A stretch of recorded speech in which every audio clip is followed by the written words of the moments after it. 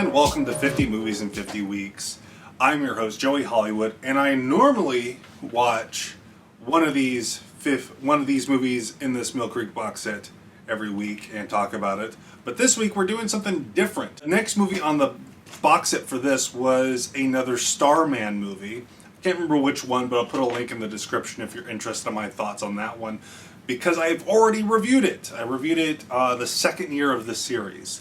So that would be the Sci-fi Classics collection. I covered this movie.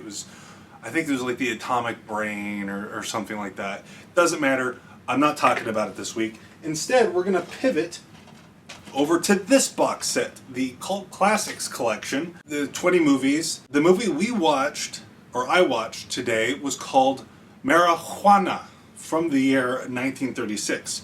Now, I'm really enunciating the Juana in the marijuana because this movie was made before the invention of the letter J, I suppose, because it's spelled with an H. I had the choice of watching Reefer Madness, which is a funnier movie, a movie I'm more familiar with. Very famous bad movie, Reefer Madness. But I thought, you know what? Let's try something different. Let's try this one. This I don't know. I'm exposing myself to something new. And Marijuana is another movie, a fear-mongering movie about the dangers of marijuana. I think in the opening credits they refer to it as a narcotic, which is a very gross exaggeration of what that drug is. But in the opening credits there's nudity, which I was very surprised by. Looking at the date, it's clearly a pre-code movie. The movie revolves around, really honestly, this should not be a movie warning people against the dangers of marijuana. It seems like it's more of a movie about the dangers of alcohol, because all the worst decisions in this movie seem to be made when they're all drunk, when they're all just blackout drunk. But this is clearly a pre-code movie because there is a significant amount of nudity in this. All the girls when they smoke marijuana for the first time, they all strip down naked and go swimming, and there's a lot of nudity for a movie made in the 30s. I honestly wonder if these educational movies from this time were just that generation's version of exploitation films. Like how kids in the 80s used to rent horror movies for nudity, and some people would get National Geographic for the nudity in those. I wonder if this was a similar thing going on. Like this was the equivalent of renting a slasher movie. You're going to go see, the educational film, so I don't smoke marijuana, and then you're really just going because there's a bunch of nudity. I don't know, just a suspicion on my part. But the main plot of the movie is there's kind of like it's not a brothel, it's like a speakeasy, like it's a place people go during Prohibition to get drunk and to avoid the cops. Marijuana is introduced and they all start acting more and more bizarre, and then the marijuana leads to, I believe, heroin. And at some point during one of these drunken parties, one of our main characters gets pregnant, but despite the fact that there's actual nudity, like boobies on display, they're very cagey about saying the word pregnant. I don't know why.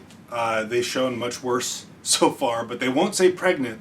They're like, I think something might have happened. And it's like, very clearly she's pregnant, and they have the baby off screen, and the plot eventually turns into like their lives get destroyed by marijuana, and they start trying to ransom off children to fund their drug lifestyles.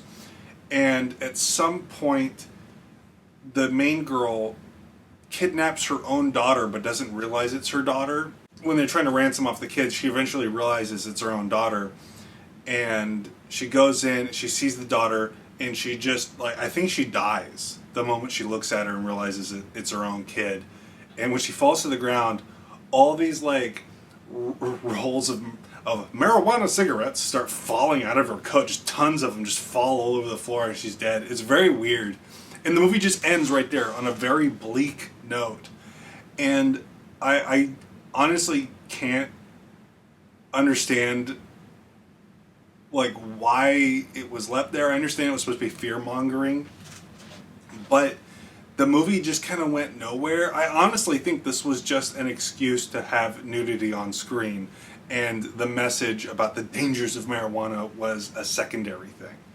between the two movies, between Reefer Madness and this, Reefer Madness is a funnier film.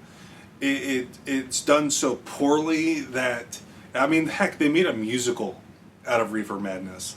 This movie, it's just, even though it's shorter, it's not as fulfilling as a narrative as maybe Reefer Madness is, which I know it's a bizarre statement to say because Reefer Madness is not a quality film.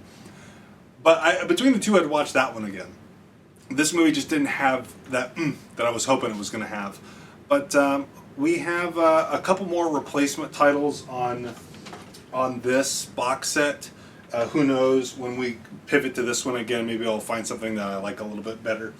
But that's it for now. Thank you for watching. I'll see you next week. Remember, please be kind and rewind.